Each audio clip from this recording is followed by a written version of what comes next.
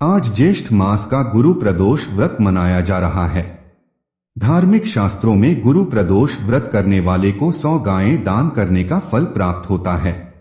त्रयोदशी तिथि में सायंकाल के समय को प्रदोष काल कहा जाता है।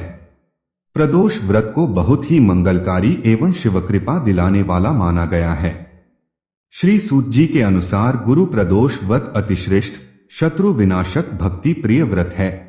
यह शत्रुओं का विनाश करने वाला भी माना गया है तथा सभी प्रकार के कष्ट और पापों को नष्ट करने वाला व्रत माना जाता है।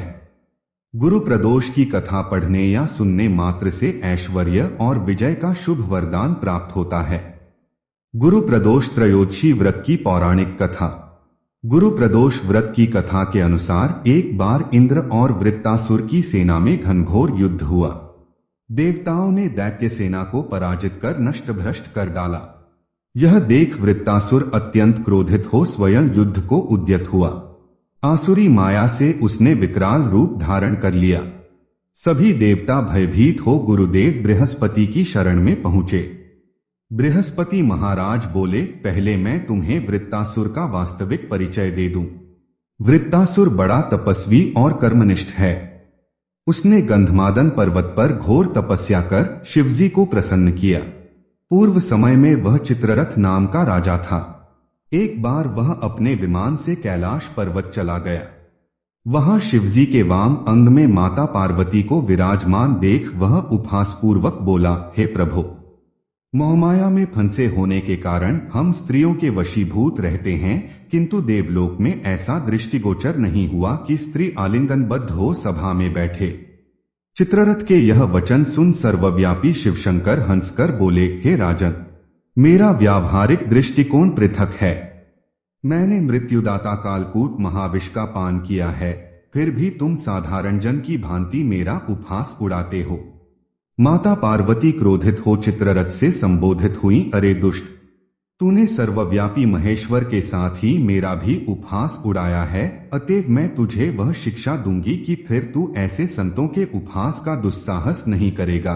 अब तू दैत्य स्वरूप धारण कर विमान से नीचे गिर, मैं तुझे शाप देती हूँ। जगदम्बा भवानी के अभिशाप से चित्ररथ राक्षस योनि को प्राप्त हुआ और त्वष्टा नामक ऋषि के श्रेष्ठ तप से उत्पन्न हो वृत्तासुर बना। गुरुदेव बृहस्पति आगे बोले, वृत्तासुर बाल्यकाल से ही शिव भक्त रहा है। हे इंद्र, तुम बृहस्पति प्रदोष व्रत कर शंकर भगवान को प्रसन्न करो। देवराज ने गुरुदेव की आज्ञा का पालन कर बृहस्पति प्रदोष व्रत किया।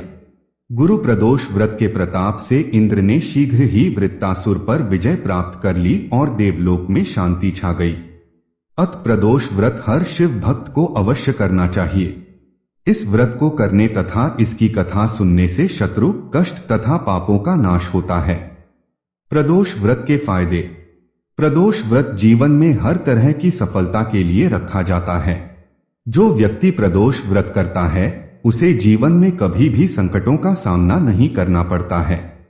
यह शत्रु तथा खतरों के विनाश करता है।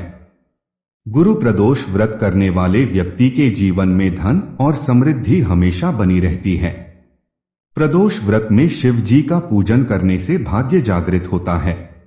गुरु प्रदोष व्रत से देवगुरु बृहस्पति तथा पितृदेव प्रसन्न होते हैं तथा पितरों का आशीर्वाद मिलता है। इस दिन मात्र फलाहार लेने से चंद्र दोष से मिलने वाले खराब प्रभाव दूर तथा नष्ट होकर मन से नकारात्मकता दूर होती है।